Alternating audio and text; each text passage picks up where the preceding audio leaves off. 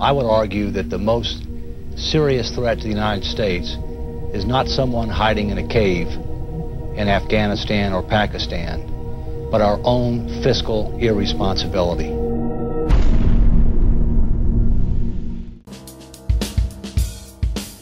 $8.7 trillion.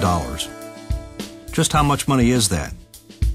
With a number this large, it helps to compare it to the overall size of America's economy, what economists call the gross domestic product, or GDP. In February 2007, when our federal debt was $8.7 trillion, our GDP was around $13.5 trillion. That meant that our federal debt was about 64% of our GDP. This level of debt to GDP is not the real problem. It's where we're headed that matters, and it's projected to get much worse in the future. In addition, as you'll find out soon, this $8.7 trillion number is only a fraction of our nation's total fiscal challenge. America faces four serious deficits today. The first is a budget deficit. The second is a savings deficit. The third is a balance of payments deficit, of which the trade deficit is a subset. And the fourth and most serious of all is a leadership deficit. How can this be happening to the richest country in the world? Well, we've lost our way, quite frankly. Let me tell you how we got to where we are.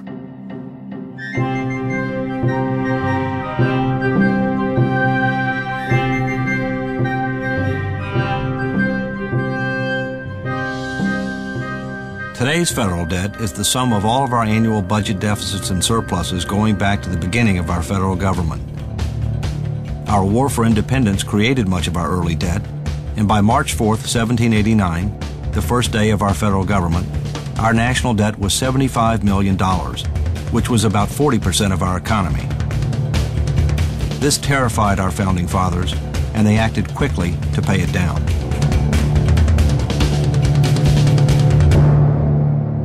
We didn't stay there for long. The Civil War not only had a huge human cost, it brought the United States to the brink of bankruptcy. However, like before, we paid our debt down quickly.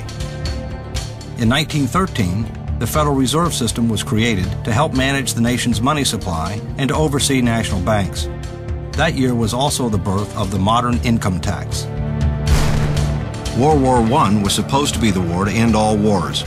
Several years later, the Great Depression brought with it extreme economic hardship for millions of Americans. This Social Security measure gives at least some protection to 30 million of our citizens. It is insurance that you and your employer have bought and paid for. World War II was a time of sacrifice, and while the government took on unprecedented levels of debt, Americans bought savings bonds to finance our winning the war. And now, ladies and gentlemen, Mr. Humphrey Bogart. Our fighting men have just won history's greatest victory for freedom. Buy bonds for their future and for your own future. We've got another bond to buy. It's official. It's all over. It's total victory. High military spending in the 1960s and 70s, on top of new medical social insurance schemes, Medicare and Medicaid, resulted in massive public spending and contributed to a major economic downturn in the 70s. Then came a different approach. It's morning again in America. Reaganomics. Significant tax cuts were meant to bring higher economic growth and more tax revenue.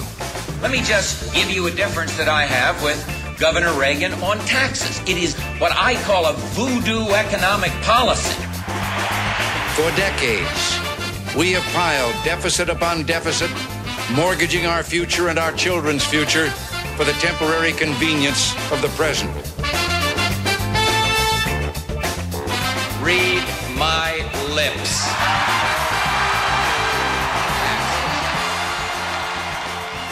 But the federal debt exploded in the 1980s, right back up to nearly 2/3 of GDP.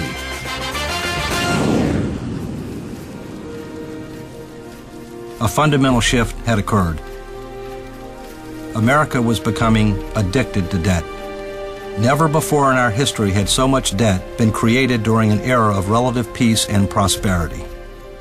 Yes, the Cold War ended, but it came at an extremely high price, and people from across the political spectrum were becoming very alarmed.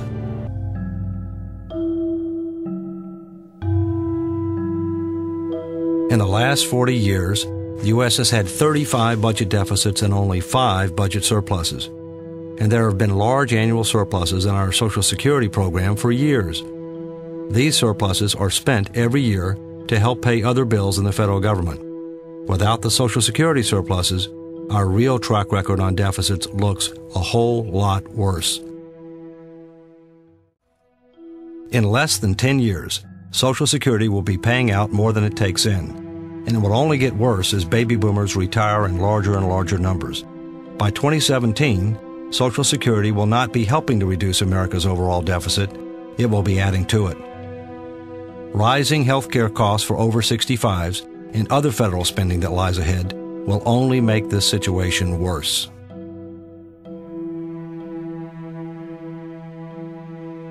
The only issue that's more severe than this would be the idea that an Islamic fundamentalist would get his hands on or her hands on a nuclear weapon and use it against us. Beyond that, there's nothing that's more severe than this. This issue represents the potential fiscal meltdown of this nation, and it absolutely guarantees, if it's not addressed, that our children will have less of a quality of life than we've had.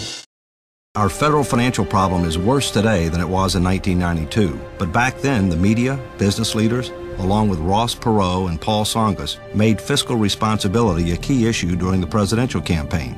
The country woke up, recognized the challenge, and demanded change.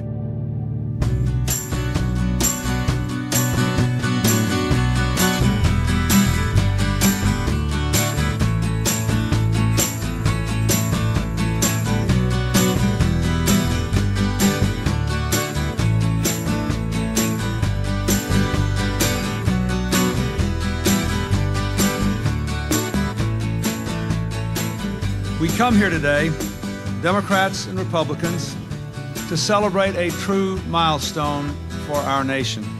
In a few moments, I will sign into law the first balanced budget in a generation.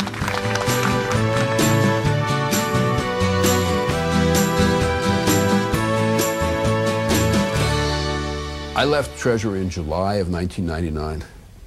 In 1998, the federal government of the United States had a fiscal surplus for the first time in, roughly speaking, 30 years.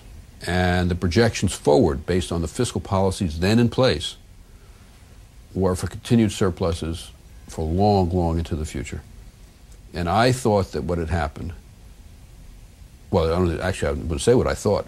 What had happened was that a political coalescence had occurred or had developed around maintaining fiscal discipline, which is a very difficult thing to do politically because it requires spending constraint and adequate revenues. And I thought we were on that track. It happened this week, something few of us thought we'd ever see. The national debt clock was turned off at noon last Thursday, having outlived its purpose. While the national debt has hardly disappeared, it stands somewhere in the $5 trillion range, it is slowly winding down, having dropped by over $100 billion since the first of the year.